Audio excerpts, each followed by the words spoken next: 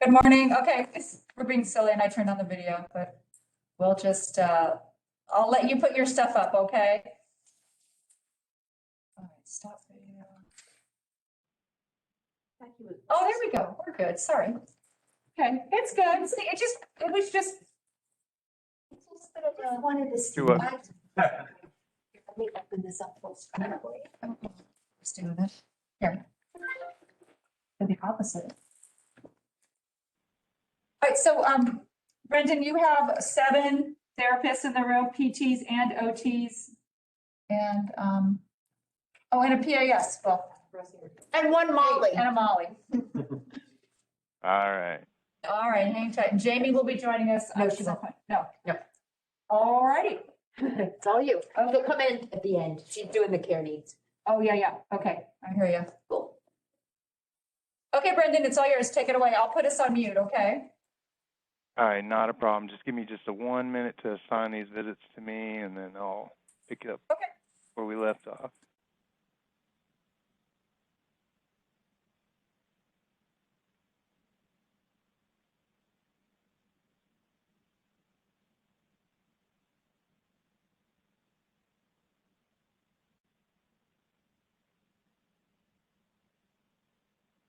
Okay, so just got these visits assigned to me. They're going to be for today for this admission test patient. Okay. And I may be repeating myself a little bit. I know some of these trainings I've gotten a little bit ahead of, the scheduled agenda. So I did kind of go a little bit further along, but I am going to start from the beginning on entering those starter cares and then how to get your orders, frequencies, and durations done, your care needs, and your service note, your starter care assessment. So I put a brand new patient on me for today. We'll pretend PT's the one going to do the admission. So it'd be the same for PT, OT, SC, or skilled nursing. But I am going to show you that process first, and then I'll show you how to do a follow-up visit or revisit. So for an OASIS or any visit type, you would click on the patient's name on your calendar, and you're going to choose to add the page service note assessment.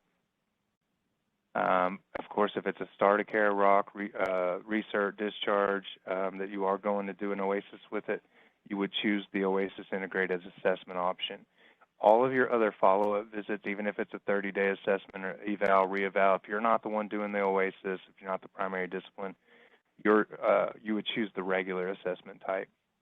But I'm going to show you the OASIS version. It's a little bit more to it than that. So you'll choose OASIS integrated assessment. Then you're going to get the activation screen to go ahead and activate that patient. If you know, and of course this information, admission source, admission type does have to be filled out for Medicare patients to help develop the HERG score. So if you have that information on you, go ahead and enter that as soon as possible. Again, you guys don't do the value-based purchasing stuff, and maybe you will in the future. That information is right here as well, so you can answer that if it's needed. And then you can assign the team if you know what team they're going to be on, and hit save. And it's going to bring you another pop-up window that's going to show you the service code. It's going to show you the OASIS or the service note type. If it's a time point, it'll have a number in front of it. It'll tell you if it's a starter care, other follow-up, recert, discharge, transfer, DC, all those stuff. It'll tell you that information. Now, on a brand new admission in Care Efficient, you're only going to have the option for a starter care. Care Efficient looks for logical time point sequence to make sure they go in order. So the first one you could have on a new admission is the starter care. It has to be in place before you can do any other OASIS type. That being said, if it's a ROC you're looking for, the transfer has to be in there. Otherwise, you're not going to get the resumption OASIS type time point.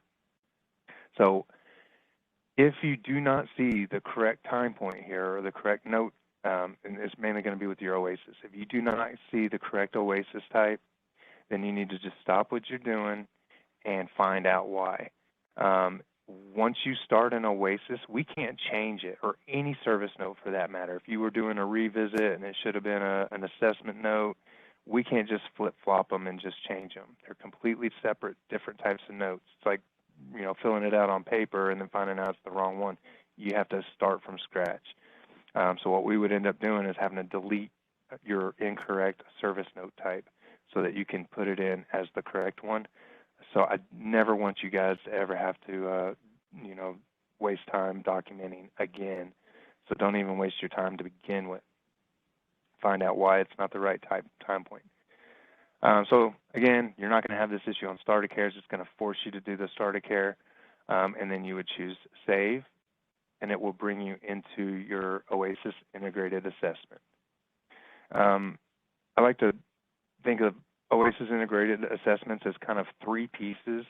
It's going to have your OASIS questions in there. That's one piece. It's going to have your locators that pull to your 485 and your clinical tab, and that's one piece. And then you have your regular head-to-toe assessment, your other assessment information, so that's the third piece. We give you the opportunity to just do it all in one spot because it has to be done anyway. The very first section is always the same. It's your headers and supply section, no matter what service note you choose, OASIS or regular. Typically, when you start a note, you know what time you got there, but you don't know what time you're leaving. So you go ahead and put your time in, and then leave the rest blank, and then click Next up here at the top to go to the next section. This home health patient tracking sheet, even though this stuff in the gray area up here, you can't change it from within your note, you still should identify this information or, review it, make sure the patient's name is spelled correctly, their zip code and state are correct, their Medicare number is in there and it's correct, date of birth is correct, gender is correct. This all gets sent with your OASIS, and it needs to be corrected before this gets completed. So if it's a patient name, date of birth, gender, if any of that's incorrect, or the start of care date, you would correct that on the patient's profile tab in the encounter. If it's the payer Medicare number, the MBI number, you would have to correct that, or somebody would have to correct that on the payer tab for the patient for that information. Once that's updated elsewhere, that automatically pulls back into your OASIS here, and it will be correct moving forward. Some of these things may be pre-checked, and it's going to be based off what was entered during the intake process. On this one, I entered the race, but I did not enter a payer yet, so it didn't pre-check that. So you would pick the correct payer or correct those if needed. And the same thing with your race. If it's incorrect, you can correct it at this point. Again, choose next. We do have, what was I going to say? Let me go back to this previous one. We do have different types of check boxes here. Those square-looking ones are multi-select. So you can choose more than one of those check boxes. We do have radio select buttons like these. These were single select. Now this is automatically going to be selected based off whoever's completing this 485. It's going to default to your name and your discipline right here. But just other times, if there are single select, you click on those, and I'll probably run into one here in a minute. Like this early, late, it'll only let you choose one or the other. You can't choose more than one. Of course, the calendars, if you click on those, you can click on the date that they were discharged. For the diagnosis codes, I know you guys don't do the coding. It goes through a coding process. However, to be able to complete your service note, you do have to have one code at least in the primary position here in 1021. If you know a diagnosis code, or if your agency gives you a generic one to use, that's the easiest way to do it. Type in the code, hit the drop-down arrow, and it's going to filter all 72,000 plus diagnosis codes down to just the one. You can also search codes by typing in part or all of the description of that code and hit the drop-down arrow. This will filter it down to everything that has that word in there. But just be aware, like on this essential hemorrhagic thrombocythemia, if you don't type it in exactly like that, if you were to just type it in without the parentheses, for example, it's not going to find it. So sometimes less is better. So if you were to type in the thrombocythemia, it would filter it down to just those codes that have that word in there, or essential, etc. And you will also need to enter a symptom control rating or exacerbation date, symptom control rating and the onset or exacerbation date. Bare minimum, you have to have this one here on M1021 finish. We do have the ability to enter up to 25 diagnosis codes from here, and it will all map to the 485 when you mark your note as complete. Of course, only the top 6 are going to be the ones that develop your HERG score, and those are the top 6 are the only ones that get transmitted to CareFish or to the state on the OASIS. But so if you entered any additional codes, those would just pull to the 485, which is very helpful. Again, it's very there's literally I can't think of any double documentation that would occur. If you document it somewhere and it needs to be somewhere else, we put it there for you. So it's going to save you guys some time. You do have these copy previous data options in some sections. This is customizable by your administrators. They'll let us know what they want. But if there is a completed service note that has this section in it, that has information saved in it, you do have the option to click this copy previous data link. It's kind of hidden in that banner. And you would get a list of all the service notes that have that information in that section that has been completed. It's in the complete status.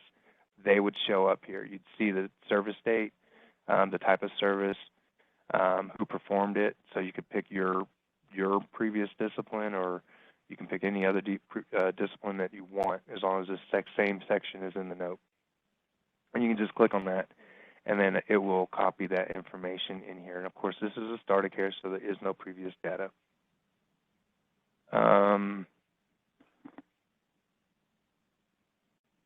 For the sake of time, I'm not going to answer this entire thing. I'm going to go through some of the other functions while you're inside the service note. You do have this change section option up at the top.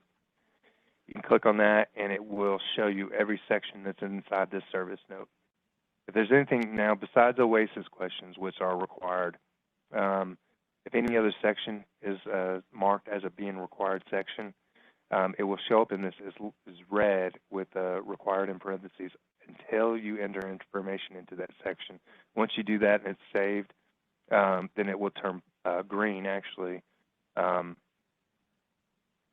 instead of being this red color. So you can jump around to your sections. Of course, every time you hit next, it will save everything on that page. It sends it to us, so we will have a copy of your device dies or anything weird happens. We will have every bit of information. As long as you hit next and previous, it sends it to us, so you wouldn't lose much, if anything. At the most you would lose ever is one section if there was some kind of issue, which there typically is not. The integuments, or actually the other things I can show you up here at the top, the view other assessments. If you click on this drop-down box, you will see all completed assessments for this patient. Of course, this is a starter care, so there's none in there. But you can view previous service notes, whether it's a different discipline or whether it's your previous note. You can click on any of these notes. It will tell you the discipline, date of service, and clinician that performed that note, and the note type. You could just click on it from the list, and it will open it up in a new window as a PDF, and you can view that previous service note, which is very helpful in a lot of circumstances. You do have the option over here to view the integrated assessment. You click on that. It will basically create a PDF format of this service note that you're currently working on, but it's kind of easier to at least look at. You can't make edits to it or anything, but you would be able to just scroll through it and see where you may have left off or what's going on. So you can view that way. There's the apply on demand sections. Let me skip the integument, and then we'll kind of pick up on that. So in the integument section, we do have this edit wound assessment link. If you click on that, it's going to bring up a picture of the human body. This carries forward from note to note to note. So if on the start of care, you're documenting your wounds, you'll just click on the body where that wound is. On the wound location, you're going to choose the appropriate location. And then for the wound description, you type in that description of that wound and hit save. It's going to number them from, the first one you enter is number 1, second one's number 2, so on and so forth. And you can put as many wounds anywhere on this patient as you need to. And again, document the description, and you can see that these are here. So this is going to flow into the next clinician's service note as well. So when they come to their note, they can click on that Add Edit Wound Assessment, and it's going to bring up the same body, and it's going to show the exact same position of the wounds, the numbers of the wounds, and then you're going to see the descriptions up here. Now, if during that one of those follow-up visits that wound ends up being healed, they can click on this wound description, the one that is healed, and there's a little checkbox that says is resolved, and you can check on that and hit save. It will turn it from red to green, showing that and identifying that it is resolved. You cannot unresolve a wound. So if they end up on a later visit, that wound ends up opening back up, it's no longer healed. It is considered a new wound, and you just have to click on top of the same location, choose that name, location of the wound and the wound description, and it will add it back in there, but it will be one number up from that last wound you entered. So that's how that works. Down here at the bottom, you can filter to show all, show only resolved, or unresolved, or show only resolved if you're only concerned about the resolved or unresolved, or you can leave it. It'll default to show all when you get here. Just hit close to get out of this, and you can be done. The other thing with the integument and a few other sections is that we do strip them out of your notes, the wound documentation, and you guys have to add it to your note if you need it. So the way that works is you come up here to apply on demand sections. You'll click on that. You're going to get a little pop-up window with all the ones that we have as apply on demand. We have a diabetic foot exam in there, and these may change. We're still working on some of your notes. But you might have right now you have a diabetic foot exam, intravenous therapy injection, a lab, mini mental, and then all of your wounds. And you can see why we stripped those out. There's tons of them. You would pick the appropriate wound types that you need to add, and as many of them as you need to add. And then you'd come down here and hit save. And then the screen's going to flicker. It's going to take you back to your header and supply section. And then you're going to be able to see here, now these wounds that I just added are inside my note. They were not here until I did apply on demand.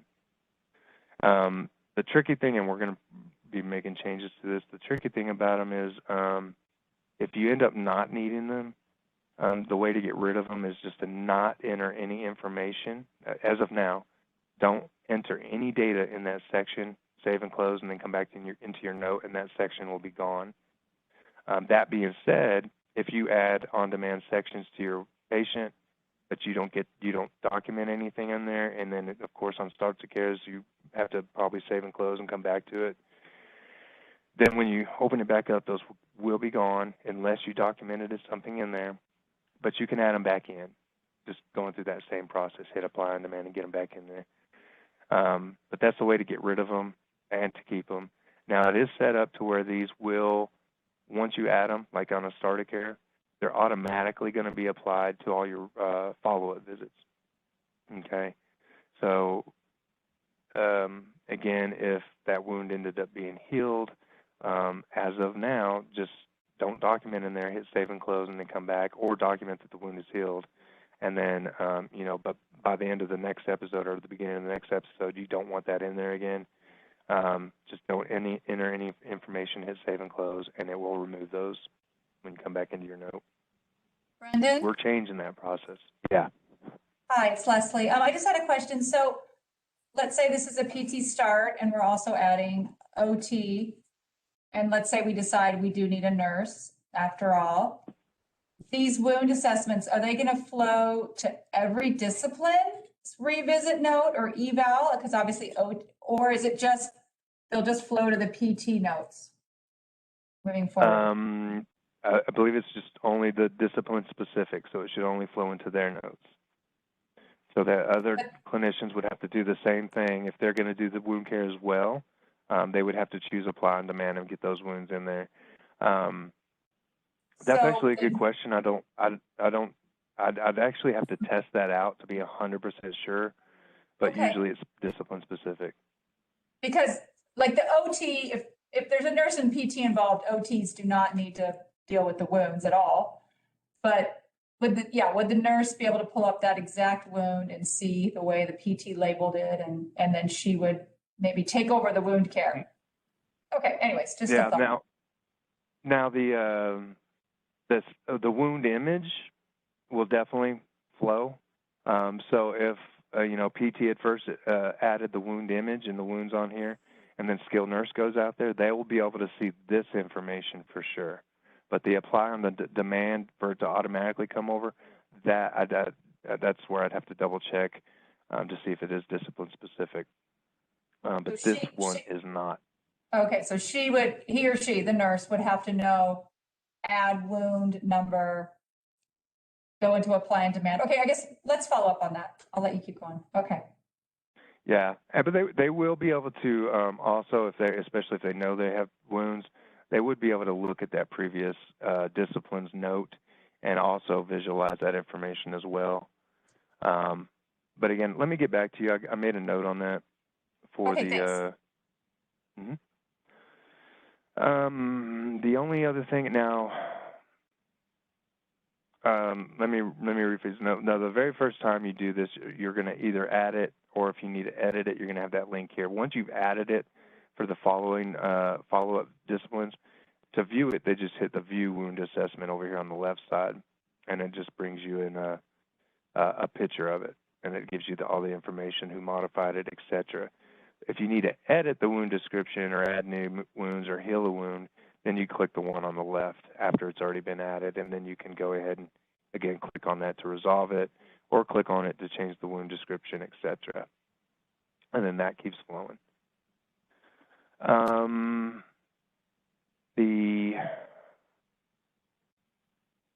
So that's the on-demand sections. I pretty much showed you everything on that. Let me see if I can find one other thing for you.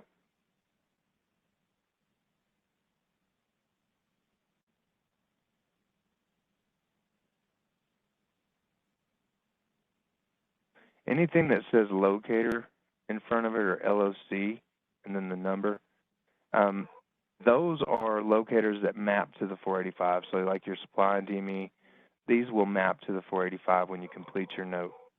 There are other ones that also are mapped, but they don't say locators, like the caregiver assessment, the risk for hospitalization, etc.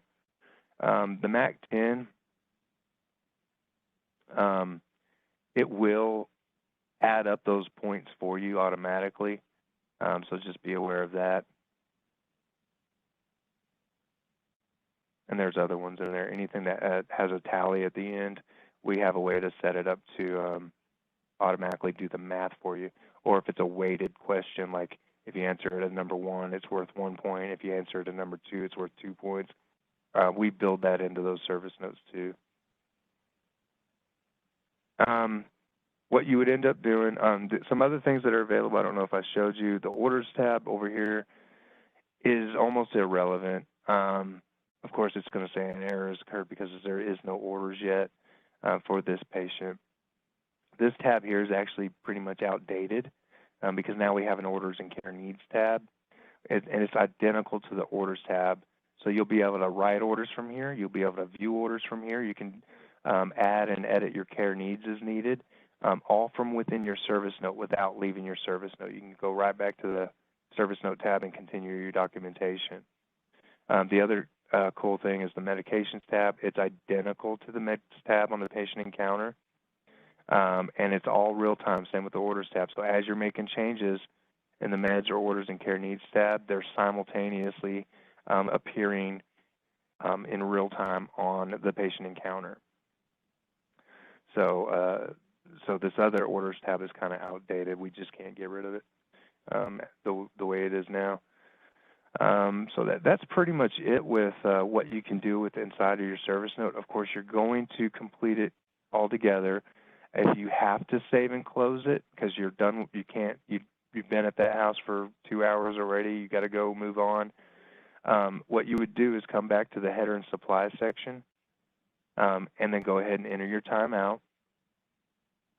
And then, and I've heard you guys aren't doing electronic signatures yet, but you're going to do it in the future, so I'll show you real quick. For an electronic signature, you would choose electronic, and then it gives you the option to enter signature. You would click on that, and it brings up a window for your patient to sign in, and then you just choose accept. When you do add an electronic signature, it will block out your time. It grays it out. You can't change this information because that patient signed attesting that you were there on this date from this time to this time. So if that no longer applies, the only way to adjust that time on your end would be to remove that signature. It'll ungray it out. You can adjust the time and then go back and reapply that signature. If you've left the house and that has changed, you could notify, or you realized it was a mistake. Maybe you put 8 a.m. to 9:20 p.m. And it ends up being a 13-hour and 20-minute visit, and you catch that, you could notify the office, and they have the ability on their end through the verification process to correct any times like that. But this is the only way to do it on your end. Otherwise, the only other patient signature types are not required paper and signature on file. You would have to choose one of these four to be able to complete your note. So you can hit save and close. It'll save this information, sends it to us. And then if you go to your visit, you can see now you have a note icon on the left side of the patient name. This is your service notes, the ones on the left. If you hover over it, it'll tell you open or complete. If it's complete, it's done. You don't have anything to worry about unless it goes through the QA process and they mark it as incomplete, in which case you'll get a message, and I'll show you how that works later. And then you can go in there and make those changes to the note as requested. If you have one that's open and you know you're going back to finish your documentation one way or the other, you would just click on that visit. You can see this menu has changed now. Instead of having the option to add a service note, now you have the option to view it or edit it, or if you have security permissions, you can even remove it.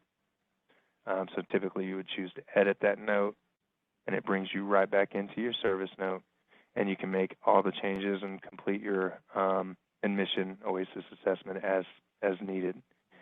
Now at the end of when you've completed all your OASIS questions, before you ever approve your note, you do want to analyze that so you can catch any mistakes you've made before it goes further down the line. So hit the Analyze button here, and it will bring up this OASIS analysis, which is really, really helpful information. Some of it may or may not apply. It will give you inconsistencies if you answered like one ADL question different than another ADL question, and it says, well, these don't really jive. Usually it's going to be kind of the same on both. It may be true. You may have assessed it. That's what you assess. So yeah, you're going to get those inconsistencies. Just move on and don't even worry about it.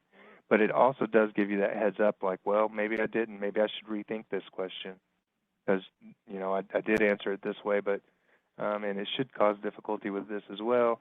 Then you can go back in there and just correct that answer if you need to. Otherwise, it's your assessment. So you guys do what you got to do on that. If there's anything, you'll also, in the blue ones, you'll get some 5-star VBP questions, and it'll show that in parentheses. So for instance, if I answered pain as 0, you'll get a little blue thing that says you're not going to ever be able to approve because you're saying they have no pain. Well, that's fine. They have no pain. It just kind of gives you that heads up to let you know you don't have room for improvement. So you won't get credit for that on your discharge OASIS, because unless you know, or you may get dinged on it if you said they do have pain now, or you did a number 1 for pain, so then now they declined in that section. Anything in red is a fatal, 100%. And this is because I didn't answer this thing fully. So of course all of these are fatals. That has to be corrected. CMS is going to reject that no matter what. So make sure you do not approve your note until those items are corrected. Okay, and you're always going to have information on this analysis. It's always going to show you some inconsistencies, no matter how you do your OASIS. You're always going to have some. I've seen new agencies, the staff would try to go in there and just clear it all up. Well, for one thing, it's impossible, and for two, you're probably not documenting the way you really assess that patient anymore. So don't worry about them. Just look them over. But the red ones, you've got to fix them. Okay? And then if you hit approve and things are missing that are required, whether it's these required OASIS questions or other sections in the service note that are marked required, you will get these errors over here.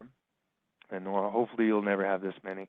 But if you click on that error, it takes you to that section where you need to answer those questions. And then you can answer those appropriately and hit save again, and those errors will be cleared off. And then you can do it again if you wanted to. And if I was to analyze it, those would be gone, but however, I'll still have all those other ones. So just be sure and clear up all red fatals on your analyze.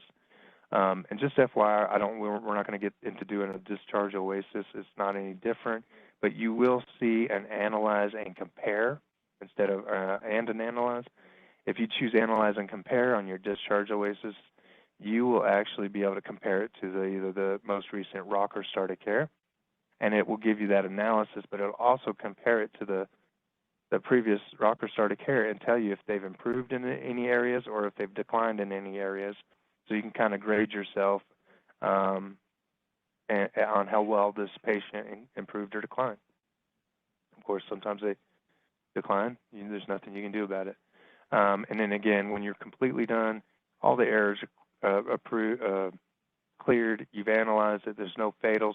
At that point, you would approve your note, and you're done with it again until you are told to make changes after the QA process. So your next step, you've done your note, you've assessed your patient. You don't have to do this in any order necessarily, but you do need to go to the patient encounter now. Even if you've not completed your note, just go to the encounter. The fastest way to do it is click on the patient name and go to View Patient Encounter. It takes you straight there. Intake's going to fill out most of this information, but you guys can make sure everything is correct as needed. Go through all the tabs, make sure everything's good. I've showed you guys how to enter meds. You do, on a start of care and even those transition patients, you do have to come to the clinical tab to get those vital sign parameters in.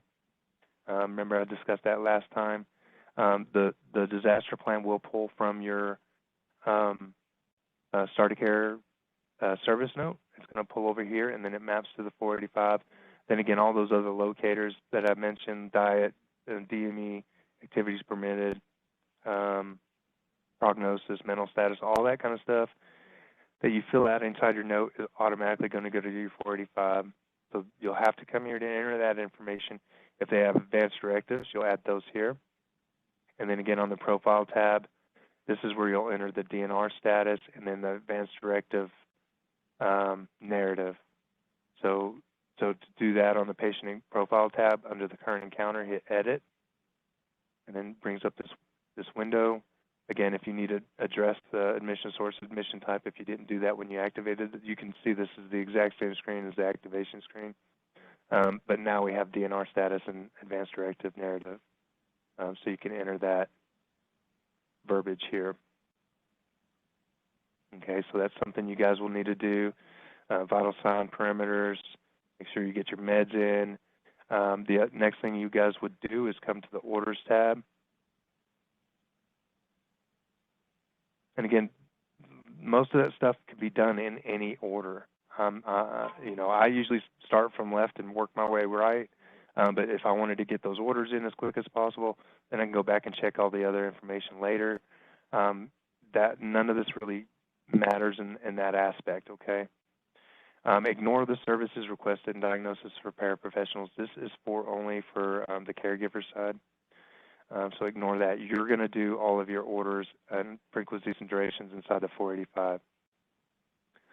So what you'll want to do is you'll click on the little edit button next to the 485. You're going to go into it, the edit mode of it. You'll end up seeing that diagnosis had pulled over. Those meds are going to pull over. As long as this order is in an open and safe status, as you're addressing meds, it's automatically going to flow to your order, so you don't have to do any additional tasks with your meds. However, if you put one in inadvertently, if it's incorrect, you could click on that med, delete it, and then you can go to the meds tab and it'll have a trash can next to it and you can delete it. However, if it's tied to any additional 485s or orders, you will not be able to do that. You have to go and end date that, discontinue the med. All of these locators are in your note. They're all going to be pulled over. I didn't approve my note. That's why they didn't pull over, and I didn't complete the note anyway. But make sure this information did pull over correctly. There's not any issues. I can tell you primary diagnosis is mandatory before you can ever approve an order. So are activities, permitted mental status, and prognosis. So on the top part, that's the bare minimum you have to be able to approve this order. When you come in, you'll see your discipline is already there because that's your assessment visit that we plotted outside of the order. It's going to show you your 1 week one. If you want to see them again this week, click on the 1 week one, and then you can you'll see your assessment visit. Leave that check. Don't mess with that one, but add your additional visit, and then you can hit update. If you don't need to see that patient again this 1 week one, if you want to start again the week of the 11th, for example, then you just don't click on that one. So this first week is going to be taken care of with 1 week one. So now, and if we plot anything else, it's going to start on the week of the 11th. Under the amount, this is how many times a week we're going to go. We do need to know what day you want those visits plotted on. However, you will, as long as you're scheduling within a weekly frequency, you'll be able to drag those visits anywhere within that Medicare week without any issues. But tell us where you want it. So if you want to go 2 times a week and your plans are Monday and Thursday, then your duration is the number of weeks. How did we end up with 13 weeks?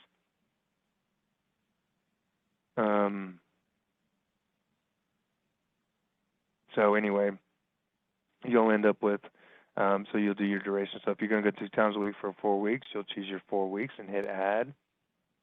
And you'll see you have your 1 week one and then your 2 week 4. On these calendars, I just like to point out, because I get calls sometimes, they'll say I put 2 week 4 in there, but it's on their 2 week 6 or 2 week 5. Well, if the first of the month lands on any day other than the Sunday, you're going to end up with a duplicate week here, because we need to show you all of April's visits, which include the 1st of May, and then we need to show you the 1st of May, which is going to still show you the rest of April. So just realize that, and it'll be like that on the next month as well, if it does not start on the 1st. If you need to skip a week, what you would do is hit under the amount, leave those blank, and in the duration, however many weeks you want to skip, and hit add. It will say 0 week 1 here, but that is not going to be printed on the order, so don't worry about that. So now that the 0 week will cover this week of the 9th, May 9th. And then if I need to go back in there now, maybe I'm going to go 1 time a week for 4 weeks. You would just do 1 time a week for 4 weeks, and you'll see those here.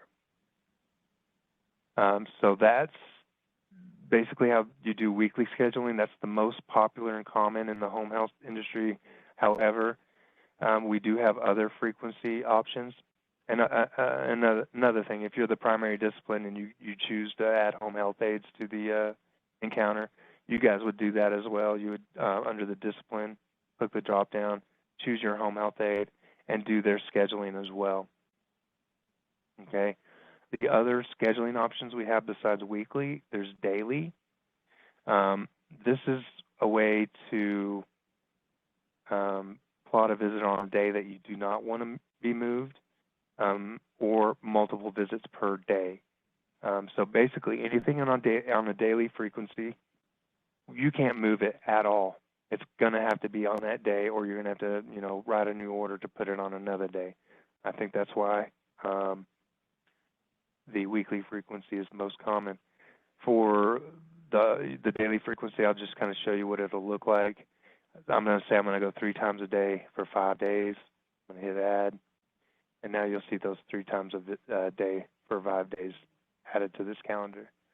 And again, these you cannot drag and drop. You can't do anything with them other than cancel them and write a new order if you need something changed. The other options we have are queue. I'd never see this one used, if ever. But you could do like every 3 days or it'd be 60 days. You would plot 1 visit every 3rd day for the full amount of time that you guys choose. The monthly, this is if you wanted to go, 2 times a month for 2 months, 1 time a month for 1 month. That kind of example, that's more for maybe social workers, and I think hospice does that a little bit more. For PRN visits, you would choose PRN, and then just choose the number of PRNs you want and hit add. Of course, that wouldn't be for home health aide, I'm just showing you. Those PRNs will not show up on this calendar or the patient calendar until another step is completed to add those PRN visits to the calendar. But those will get they'll get them. They'll make it. This will make it available for you to have through this episode. And of course, for any PRN, you have to be specific on what they're going to be used for. 2 for falls, 2 for Foley changes, things like that. So that would be something you would write in your order description as well. So that's the scheduling portion of it. You guys don't do any assigning, so I'm not going to go through that. However, I do want you to know, anytime you make schedule changes here, you're not going to, these are not physically on a calendar until we come down here to the bottom and we hit schedule discipline. At that point, it will put it on the calendar. You don't want to hit schedule discipline if you're not happy with it. Once these visits that you plot directly inside of an order, once these services are either assigned, there's a scheduling note attached, a service note attached, or the service has been verified, or any kind of transaction, it will lock down these frequencies. It'll gray your discipline out, and it'll show a little lock by it. You could click this lock, and it'll tell you what is locking it. And the only way to unlock your discipline would be to back everything up. So everything that you plotted in here, there has to be no scheduling notes, no service notes, can't be assigned anymore, and it can't be verified. So depending on how far down the road we've gone, you might just have to correct the frequency and duration with an additional order, because you don't want to back things up to the point you're deleting service notes that people have already completed. There is a way to download the service note and upload it, but that's a lot of work. It's even easier to just write a new order. So the reason we don't put those on there, make sure you're 100% happy with it before you go down there and hit schedule discipline. Okay. The other thing you're going to have to do in here is your order description. It is going to be required for each discipline has to have their own description. As you're doing scheduling for PT, it will automatically open up the order description for PT. If for some reason you were working on another discipline, and you can always come back in here and just click on your PT right here, and you can enter your order description. For your order description, Some agencies are used to writing their frequencies and durations in this box. I suggest you don't do that. The care efficient's automatically going to plot whatever this is that you guys have wrote or scheduled for your frequencies and durations, and it's going to put it in the order exactly what you actually did. It will never be wrong unless you just entered it wrong. So whatever you actually plotted will be 100% right, and it'll keep you compliant if you just leave that alone and don't write it in here. Otherwise, it will be doubled, and you'll see your frequencies and durations twice, and then there could be an error, a human error with your documentation versus what the computer shows you actually did. And if there's a discrepancy, you'd have to correct that. So just be aware this will print the frequencies and durations automatically. You do not need to write them here.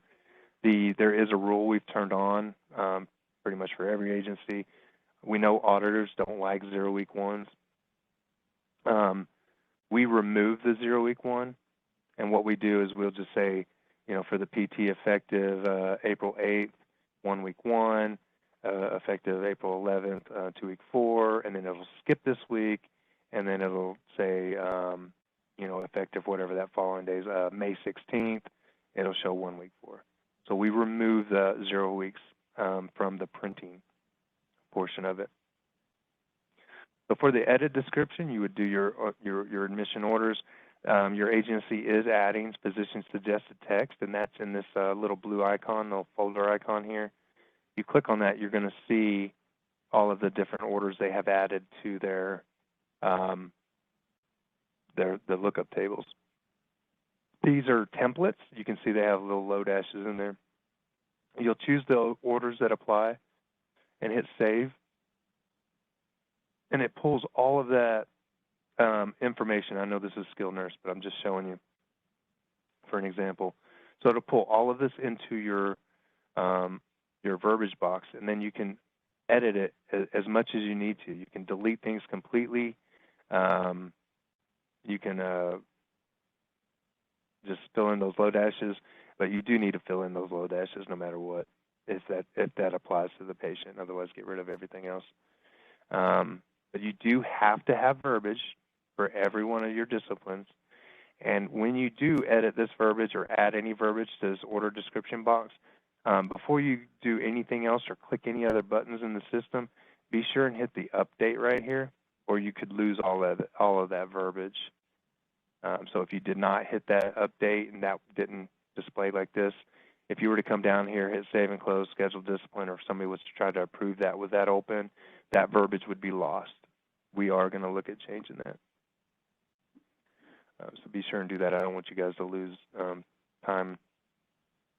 On the goals section, your rehab potential and discharge plans are going to pull from your service note. There's a section in there that mentions that. They will show up in here. The goals, you're going to do what we call a care needs order, which is going to address your goals. Same thing with the interventions. We actually do a care needs order for interventions and goals, and that merges onto your 485 when they go to send it to the physician. So your interventions and goals you don't necessarily have to do here.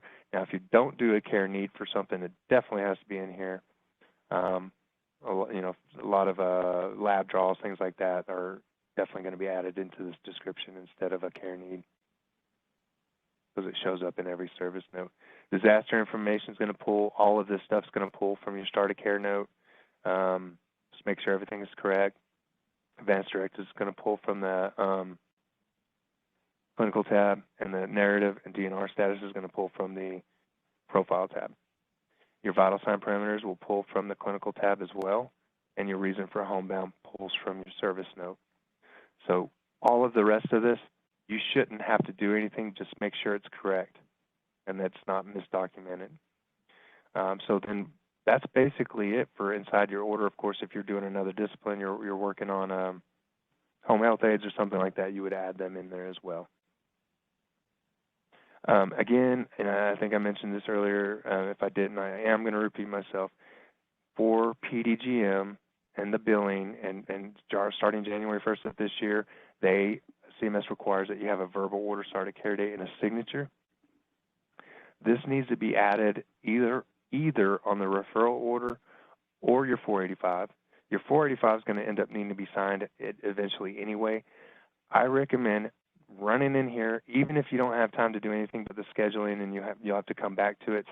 Just hit enter signature to get your name on there and make sure that verbal order date is in there, which it's going to default to today's date.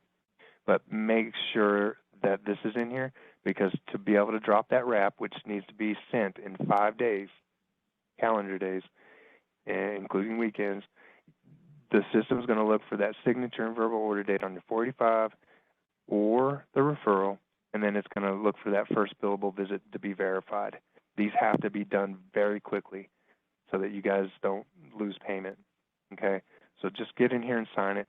The primary discipline is going to be the one that signs that. All the other disciplines will get in here and do their own frequencies and durations, et cetera. So when anytime you do calendar changes, scheduling changes up here, you're going to see the schedule discipline link. If you didn't do scheduling changes, this will not be here. But if you do scheduling up there, you will see this link. You need to hit schedule discipline to get those on the calendar. Again, wait until you know for a fact it's correct. Then those are going to throw on the calendar for the schedulers to assign, okay? While we're still talking about scheduling, I forgot to say this. You probably want to know what the payer is and what authorization you guys may have. To view that, go to the payer tab, and then under the authorization, if the payer requires auth, it'll have one of these bubbles. If this is red, it's missing information. If it's green, it's good to go. But either way, you just click on it, and it's going to take you to the authorizations. Let me just throw some in here so I can show you what it'll look like.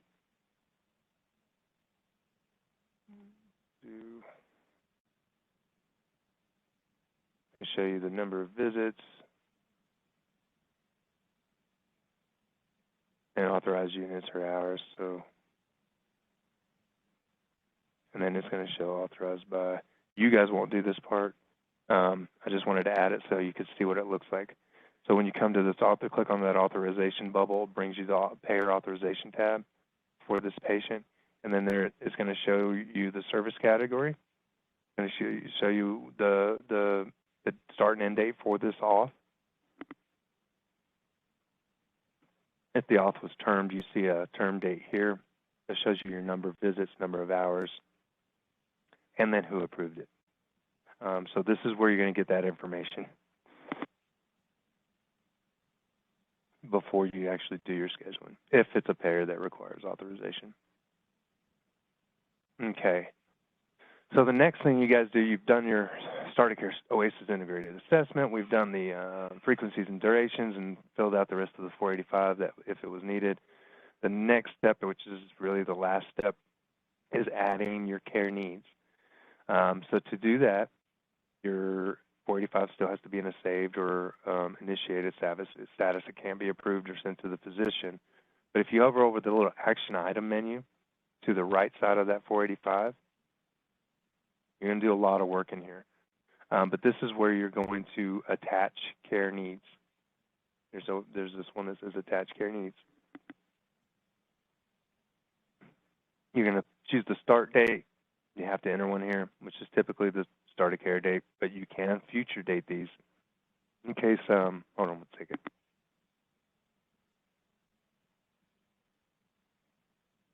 In case there might be a scenario where the patient's on bed rest for 2 weeks. You're gonna, he's gonna be on CPM for 2 weeks, and then after that's done with, then you can, get up and do partial weight bearing, whatever that, is going to be.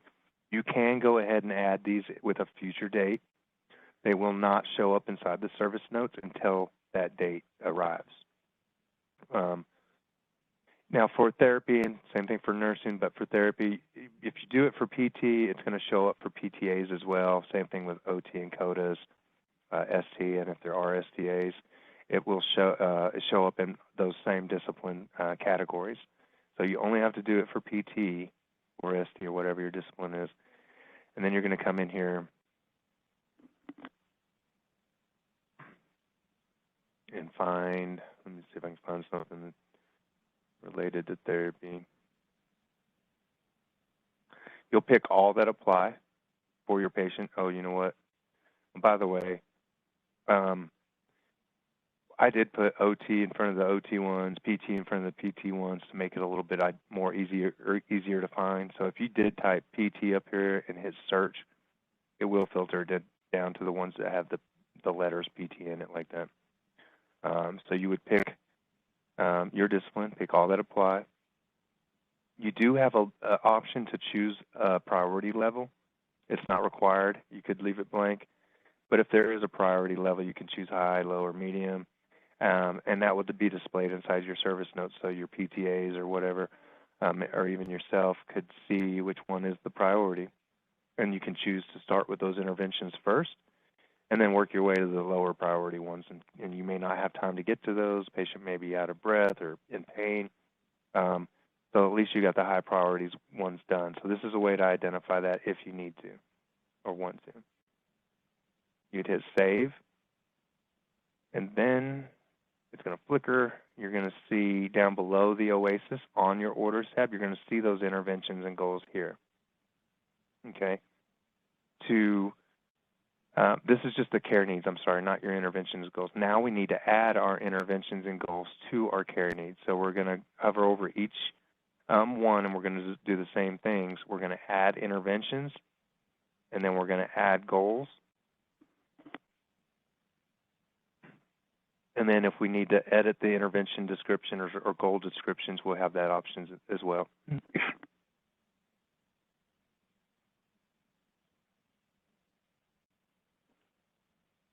So I'm going to choose Add Intervention. Here's the list of interventions that are attached to this care need of impaired mobility. I'm going to choose what apply to this patient.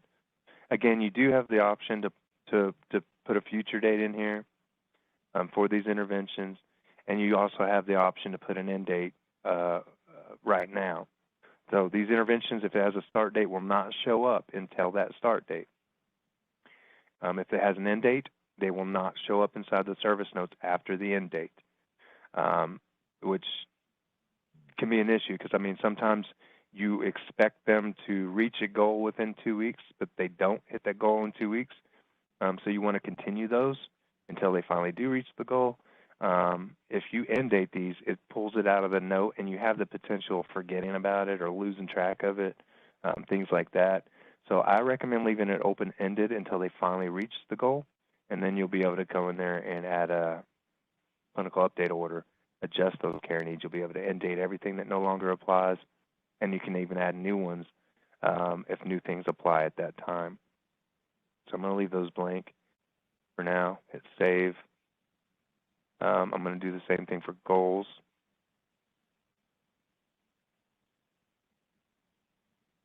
You can see these are a little bit more of a template style, some of them. They'll have like low dashes in them.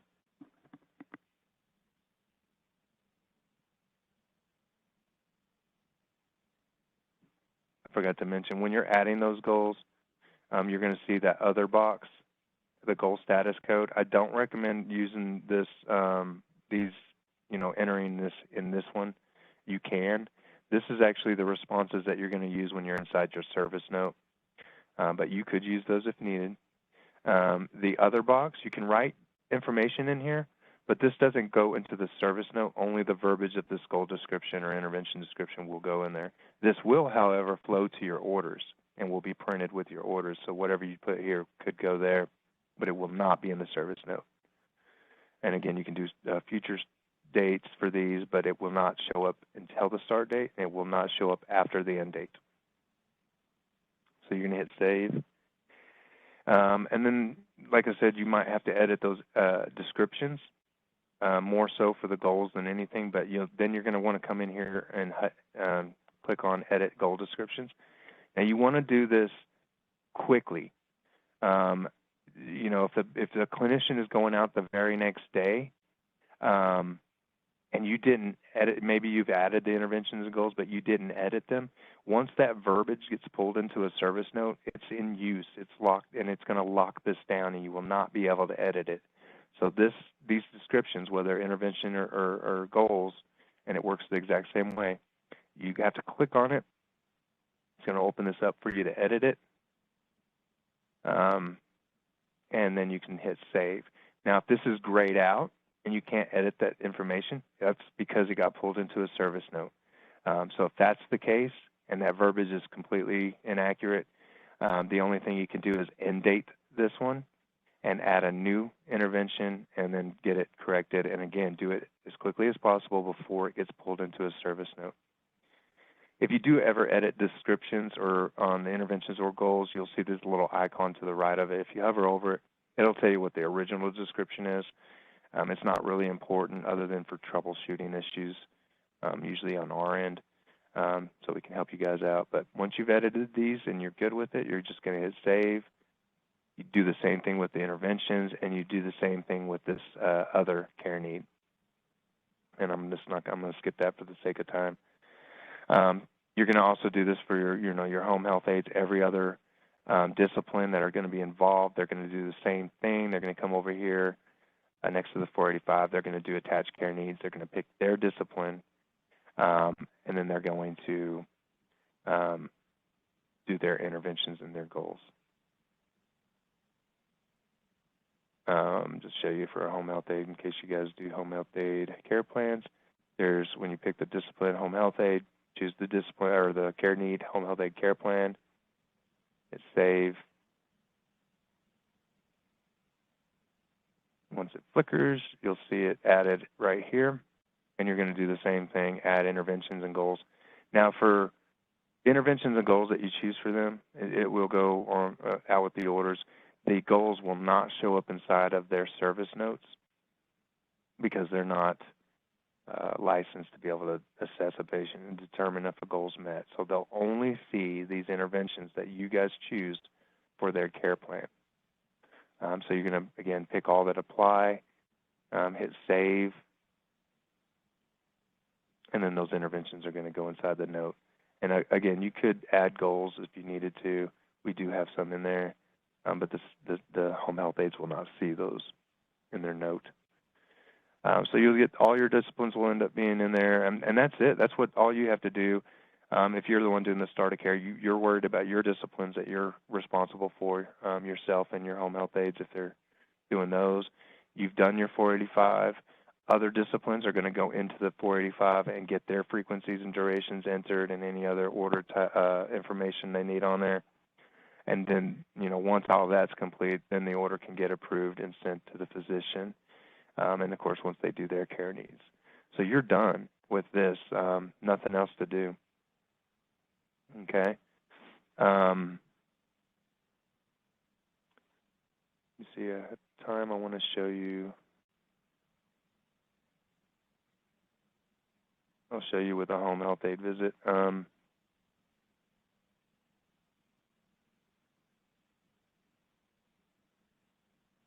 just want to show you what those look like inside of the service notes. Oops. Those interventions, those task actions and goals.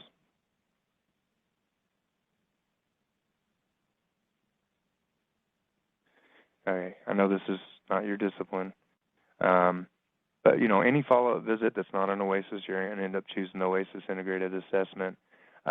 And then you would choose your note type, whether it's the PT eval, PT reeval, PT revisit. You'll choose your discipline's correct note type, and you're going to only have the note types you have access to in the list. Again, you're going to have the header and supply section on the follow-up visits. It looks a little different.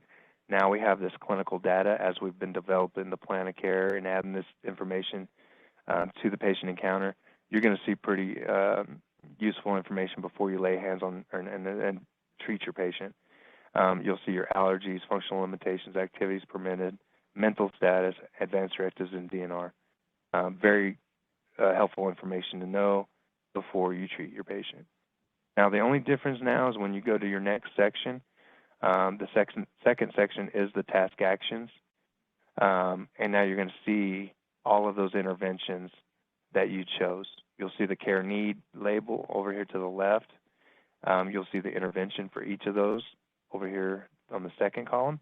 And then for the task action response, You're going to choose whether it was completed, not applicable to this visit. I don't know, these were extra ones I think Christy added. There's a noted, patient caregiver refused or notified. Choose whatever applies to this patient for each intervention. And then these are required responses. You do have to address them. And then for the comments, you would address, how did they tolerate it, this intervention?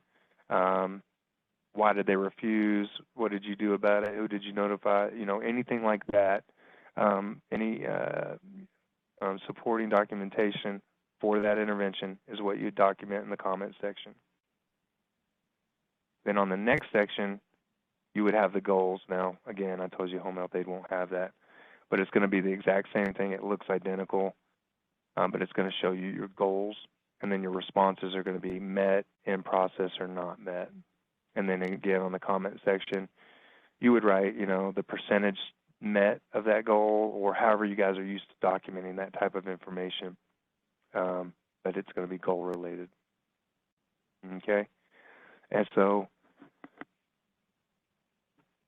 that's how you'll enter your follow-up visit notes. Of course, that was a different discipline, but it works exactly the same way. And just fill this out real quick.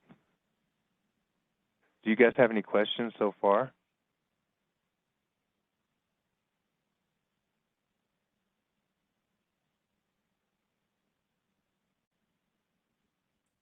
Brendan, we have a question. Yes. So Okay. even for patients who don't need an OASIS, they're still going to need to do an OASIS. So there's nothing like the V4 anymore for those that are not required to have an OASIS on a start. Brendan wouldn't probably, Brendan, I don't think we have a form yet like that, right? You do. You have, now for therapy, you have a PT eval, re-eval form that you would just Right. use for even if it's admission without an OASIS. So basically the biggest difference would be when you go to add your service note, you're not going to choose OASIS. You would choose regular.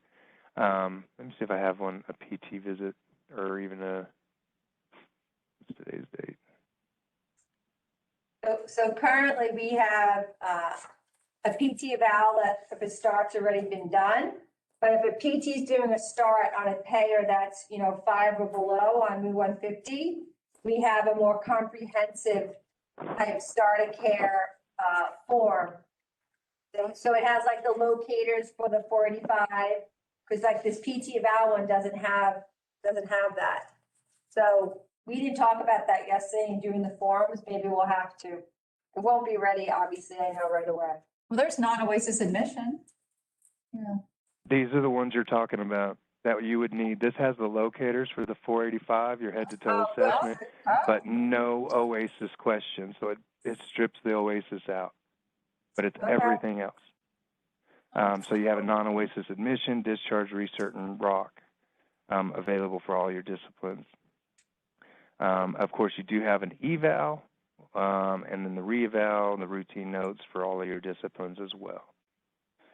So you would just choose one of those. You would choose a regular assessment, and then you would choose the non-OASIS version of that. And then another If you question, needed to how do do you that. add the images on a wound? That goes through documents.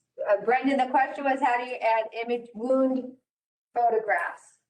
Are you gonna go through that today? You didn't do that this morning. That's through documents, right? I'm sorry, what was the question again about wounds? Yeah, how to upload the images, the pictures that they take. Oh, okay, images, gotcha. They would need to be on your device or computer that you are logged in with. And then what you would do, and you'd have to go to the patient encounter and go to the service notes tab. Next to the service note where you documented and you did the wound care or whatever, you would hover over this action item menu next to it, and there's an option to upload additional document. Oops, I don't know if you guys saw that. I went too fast. down here at the bottom, upload additional document is one of your options. You click on that, you'll choose the file, find the file on your computer, and then you would highlight it, hit open. Then you'll see the name of that file right here where it says no file chosen. I'll just use this one for now. You'll see the name of the file right here. For the document status, you just do no action needed. And then you can type in a description of it, photo of wound, whatever you need to do, and then you would hit upload and close. Now, anytime you attach a document there or a picture or anything like that, they are going to be displayed under the Documents tab under the Documents. So anything uploaded, if it's a signed order that they upload on the Orders tab, if it's a additional document like a wound photo, they're all going to end up being displayed under this document section here. And to view it, it just depends on the document, the file type, if it's a docx or PDF or whatever, and it depends on your browser settings. If it's like a picture, it's a JPEG, and your browser's set up to automatically open JPEGs. If you clicked on that, it would just open it up and you can view it. If it was a PDF, you could do the same thing. But some of these other document types, like a Word document, it's going to download it, and then you'd have to come over here and just, open it that way. Okay. That being said, if you have more than one document that you're trying to view and you put more than one checkbox and you try to download them, it will download them in a zip file so that you guys would have to extract to be able to view it. That's not associated with a tag. It's not as advanced. The wound program in Care Efficient is not like it is in McKesson. Okay, Luann has a question. Go ahead, Luann. Well, are we going to be taking the pictures of the wounds with our phone or with our tablet? I believe with the tablet. That would make more sense to me. Yeah, the tablet. Then you don't Yeah, have to. yeah, because that's in your hand. Okay. Yeah, it's anything you can do either one. Just know that you need to, whenever you choose to upload the document, you need to be on the device that the document is on, so that you can search for it appropriately. Brendan, when you went over how they were going to document on their task actions and the task goals and a revisit, you just showed us that with a home health aide visit. Would you go back and do that with a therapy visit? Because it just wasn't, do you follow?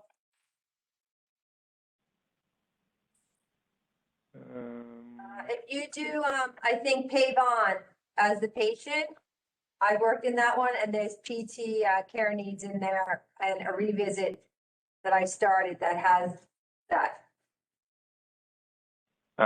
What was the patient name? Pavon, Pavan. Princess? I think it's Princess.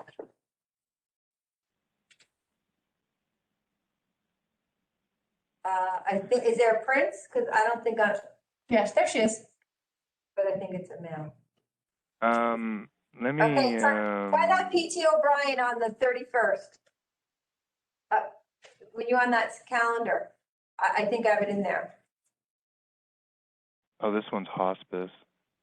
That's okay. It still has the same PT needs in it. Or you can look at mine. That's true. Which one? Domke, Domke. Princess, yeah. Let me make sure you have some care needs. You have some therapy.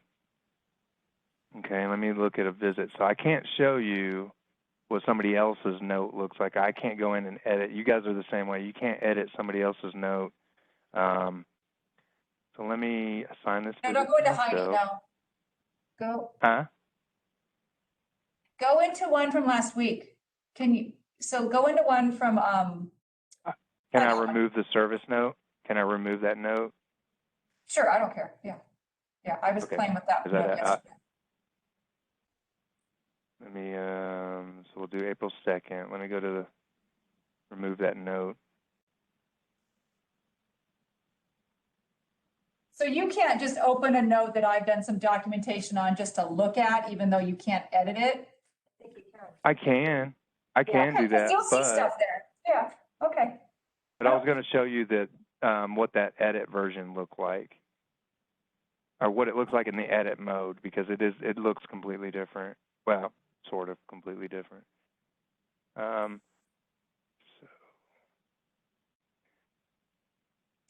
So 4.2, here's that visit. You already got care needs, so I'm going to add a page service note assessment. I'm going to do a regular assessment. I'm going to choose my PT routine visit. I mean, of course, it could be PTA, or they'll even show up in the evals. I'm going to choose a PT routine just to show you. Again, header and supplies section is going to look the same on all of them. Of course, clinical data could be different. When you hit next, here's your task actions. So you're going to see the care need. This one's for pain, impaired mobility, pain, impaired mobility. And then these are the interventions. We're going to assess this, etc. And then you're going to say you completed it, what an applicable or patient caregiver refused. And then again, that supporting documentation about how they tolerated it, things like that, you'll document in the comments section. And again, all of these are required responses, so even if you didn't get to it, then you'll just say it wasn't applicable, and then you'll explain why. Maybe the patient was exhausted or in pain after you finish these first three, things like that. So you do your supporting documentation in the comment section. Jeez. You're saying completed to what was in the box on the. Does that mean met? No, this is an intervention. This is what your skill that you did. So you're saying, so there. For that visit. Yeah, on that visit, you completed the task of instructing bilateral lower extremity safety stair climbing, whatever that said. So you're writing completed next to that task or that skilled intervention that you did. Okay. The next section is about the goal. So Yeah. Leslie obviously added a ton of task actions. We don't really want to put that many in. First, I don't know. Yeah, there's no way you'd be able to finish all of this in an hour, 2-hour visit. But yeah, this is your intervention. So it's called task actions here, but you can see right here, it tells you this is your interventions right here on the second column. And then the next section will be your goals. Now, when we were asked to try to move these task goals down towards the end of the note, unfortunately, these are not movable sections. Your header and supply, your task action, task goals, we can't move those anywhere except for where they are at this time. Maybe in the future we can. On your goal section, you have an extra little bonus. You have the previous assessment goals. You can click on that, and if anybody's documented towards those goals, you'll see when they did it, who did it, what they wrote as far as if it's in process, if it's met, and then any additional comments they documented towards that. So, Brendan, I have a question on this. So we're creating starter care / hospitalization risks, and I'm grouping them all together as what every PT or SN who does the STARS is going to. Oh, are we here? Sarah? No, look I at can hear you. I can hear you. You have a message that this person is signed out because you are currently signed in on another device. It's probably, yeah. So if we usually like to accomplish those goals and interventions by 2 or 3 visits. It's things like teach on vital sign parameters and when to call the MD, teach on good hand hygiene. Patient will be independent with proper hand hygiene and signs and symptoms of infection in 2 visits would be the goal. And then we'd have the interventions of what to do for that. If we end date that and put it for, by the end of the first week, we put that date in, let's just say. Will this function still work that you just showed us where it says goals from previous assessment? But Yeah, you'll see it. If it was documented towards, yes, you'll end up seeing those in here. Okay, perfect. Thanks. And this one, yeah. And that would be a good idea to end date those. If you're only going to do it for the first week, then get it out of your notes and you don't even have to worry about it moving forward. But Right. yeah, you'll be able to view that information. Perfect. And now let's just say they end dated and the team didn't do them. How do I reactivate that? Do I have to like write it again in another order and send it out to the doctor? That's the only way I'm gonna get them to go on to the next visit notes, right? Correct. It's Okay. unfortunate. That's why I like leaving them open-ended in a lot of I know, cases for that reason. But you know, that admission one that you guys do, if it's only a short period of time, that end date would be great. But they do need to be taking care of those interventions because it will fall off. Okay, thank you. Mm-hmm. The rest of this is, you know, a lot different. Depends on what note. The revisit notes are the shortest ones in here. You can see there's just a few sections. You can see apparently somebody applied an on-demand in that previous note, so it does flow into this note as well. And again, to get rid of it, if you hit save and close with no data on there, and then you go back in to edit your note, and we're talking about making a change because that's just doesn't make a lot of sense. Now you can see that wound, other wound is missing. It's not in here again. So for now, that's the only way to get rid of it. But we are going to change that because we all hate it. Doesn't make any sense to us. So, Developers. Sorry. Can you show them the copy paste board? I think it works well in Leslie's, in this patient. Like exercise log or. Yeah, So copy previous data. If Yeah. this is turned on for any of your we can turn it on for any and all, or we can turn it off for any and all, whatever you guys choose, whatever the administrators choose. However, if there is any other service notes with this same section that has data saved in it, you're going to get a list of those notes that it's in right here. You can choose if you want to just choose your last discipline, or if you want to choose the last data service. You have all that information in here. It'll show your disciplines here, your service dates, who performed them, what the service code was. They will always be in an improved status because if it's incomplete, they won't show up in this note, in this list here. So you can just check which one that you want to pull it from, hit copy and continue. It'll flicker, and there you go. Now you have what they entered in the last one. Now, always address that and make sure that you're not just copying up something that's incorrect. And the other bad thing about those is, like on wounds and stuff, sometimes they'll do copy forward, but then they forget to change that information. Well, then your service notes end up looking cookie cutter. Everything's the same, and you'll get killed on an audit if that happens. So if you do use copy previous data, first of all, double check that that person documented correctly. Make corrections to yours if needed, but definitely on like the wound and pain and stuff like that, if it's on there, definitely change that information to be specific to your visit that day. And I know you guys know that, but we've had or heard stories about, in fact, Christy had shut down a hospice one time or got them shut down because every single service note was identical, 100%.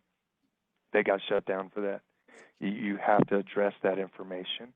And most, disciplines understand that, and they don't just take advantage of it and stuff, but just understand the importance of that. You don't want a cookie cutter note. That's why some agencies have us turn it off for every section, because they don't want it. But we have a question. either way, it's, Okay, go ahead, Alan. So Brendan, if we're copying the data like that, when you're talking about changing stuff, do we have to go back to the previous visit and change it? I No, don't just your understand that part. Just your note. well, you're going to have a choice. You're going to have a choice of which visit you pull it from. So if it's something like wound or pain, you're probably going to want to worry about the service date and go with that last, most recent service date is typically what you might do for that kind of a scenario. Okay. So once we copy it forward, we can still mess with it. You'll add, yeah, you can make all the change, and you need to address it. So I Yeah. copied this forward, but maybe it's not right.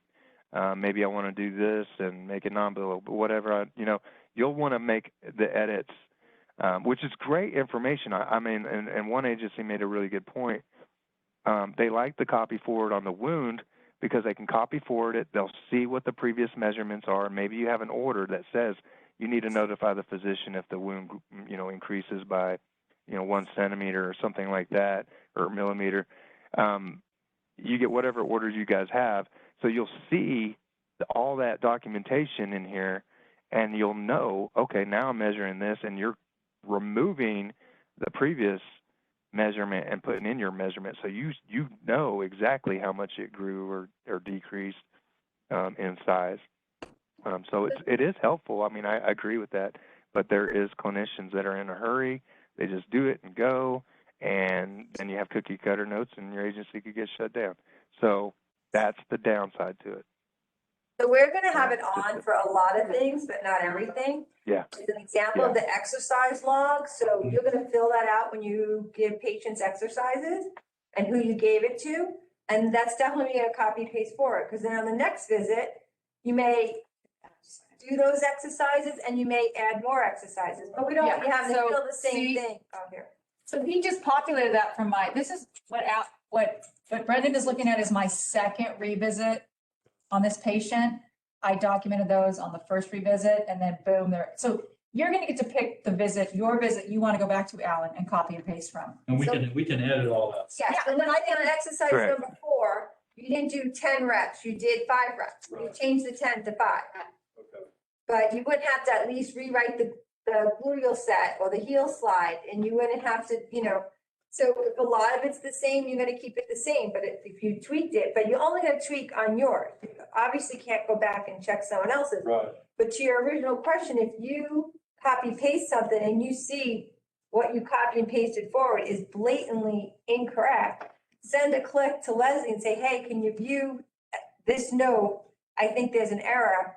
Then Leslie can deal with that clinician, or if it's you, she can, Leslie, unlock this and change that, or whatever it is that we do. Okay.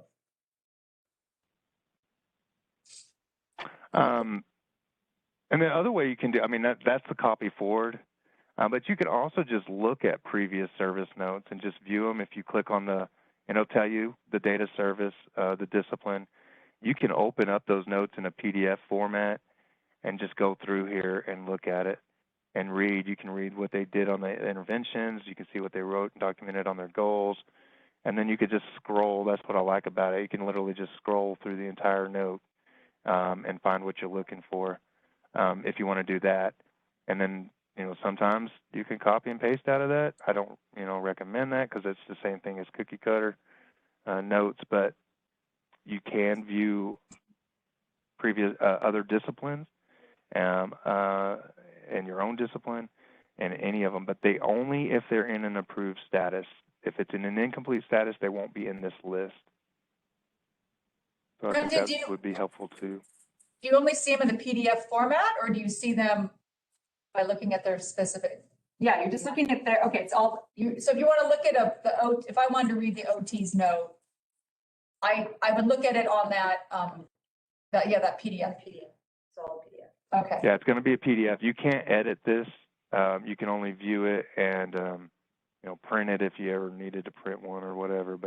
Or you could download it. I mean, I don't know why you'd want to do any of that, but the main thing is so you can get in there and view it. But it is a PDF. What was the pain for her? Well, I guess. Yeah, if you wanted to just look at, whatever. Yeah, their pain. Okay. You can view that information, where the pain location was, date of onset. So you can look at all those previous notes in here. Now you can also look at incomplete notes, but you can't do it from inside your service note. You have to go to the patient encounter and go to the service notes tab. Okay, thank you. We kind of went down a road. With the PTA notes. Apparently, yeah. or post All of signature. these. Now, usually all of your goals interventions are going to be required, so you do have to address these one way or the other. So every one of these you're going to have to say something. What Those if you? can be turned on and turned off. What if you meet one, like by the third out of 6 visits, you meet 2 of the goals, they're met? Do you just have to keep marking met for visits 5, 6, 4, 5, and 6? Or? Yes, or you can take end date those, but you have to end date it with an order. You have to go to the orders tab, create a clinical update order, and then you'll be able to address the end date any goals and interventions that no longer apply, and then it opens up to where you can add additional interventions and goals if you needed to. It just seems a little quicker to write, just keep going met. Okay. Then it goes. Yeah. Okay, just, So Brendan, on the, currently our process, and we haven't talked to you about this, when our physical therapy assistants go out and see patients, we have the supervising PT go in and lock, wait, what do we do again? they annotate, They annotate, thank you. cosign. Their note that they Oh. read the note and they agree with the treatment. What do we have in care efficient for PT oversight of PTAs? There's a service note cosign report, and we may have to get things set up for it. But it'll let you look for your disciplines that typically need cosigns, LPN, PT, SCOT, and bachelor's in social work. Then you can click the notes not cosigned. You have to do your date range, and again, I think we might have to set some things up. We'll have to set some stuff up for you to be able to do this, but it'll give you a cosign report here, and what you'll end up doing for now, and we are changing this too, where you can just get to it straight from there. For now, you would have to go to those patients. Let me find Medi-Cal. I don't remember setting this one up. You go to the service notes tab, you'll find the service note, from that report. Hover over the action item menu next to it, and then you're gonna oh yeah, it's not gonna be that right note type. I've got too many test patients in here. Give me a second.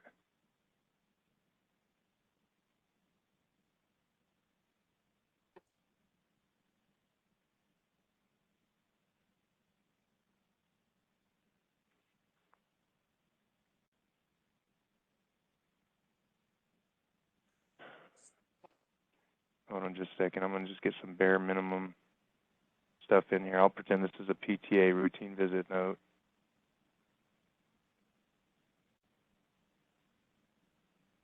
Actually, I think I do have to turn those rules on before I can even identify that. But basically, there's basically 2 processes to it. You'll need access to the service note cosign report with your roles. Once you have that, again, you can find the agency that you're working with, your date range, and then you're really only concerned with the notes that are not consigned, so you pick that and hit search. And then at that point, you can either export it as a spreadsheet or PDF, and you'll have all that information there. And then, and you can do the date range there, and then you'll come to the patient encounter. Hold on, don't worry about what I'm doing now. I'm just trying to look for something.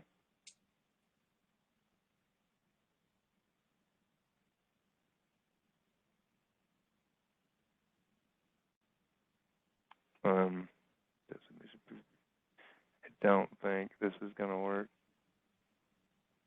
I didn't mean to go into the QA process. That was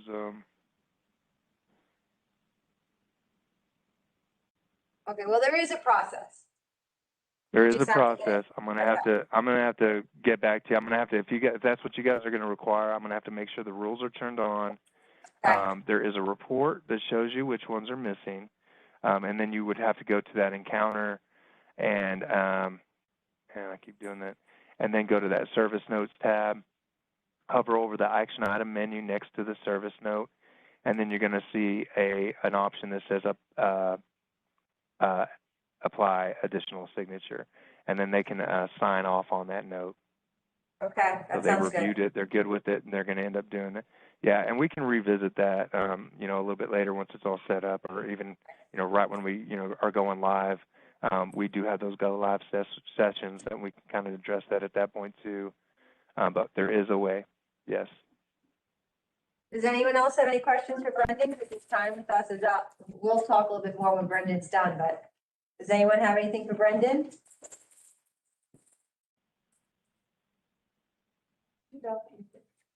Okay, we're good? Okay, thanks, Brendan. Thank you. Bye. All right. Thank you. You guys have a great day. We'll talk to you again soon. Bye.